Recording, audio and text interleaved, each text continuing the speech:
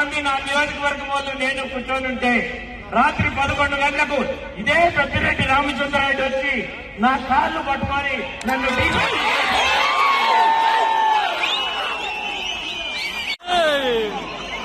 ఇదే నేను కాణిపాకంలోనో తరిగండలలో ప్రభుత్వం పెంచడానికి సిద్ధంగా ఉన్నాను.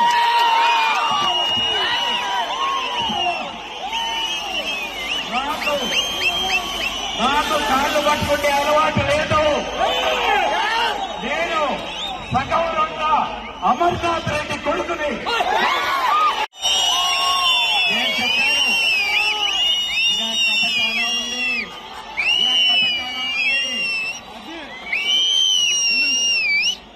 నేను చెప్పాను ఆయనకి, మీరు పెద్దవారు నా కాళ్ళు ఎందుకు పట్టుకుంటున్నారు, ఇది మంచిది కాదన్నా, మీరు లేచి ఇది మంచిది కాదు. నువ్వు కిరణ్ నువ్వు కాకన్నా అంటే నాకు సపోర్ట్ చేయండి, నేను డీసీసీ ప్రెసిడెంట్ అవుతానని నా కాళ్ళు పట్టుకొని 50 మంది నా నియోజకవర్గం తాకట్టు పెట్టవాలి.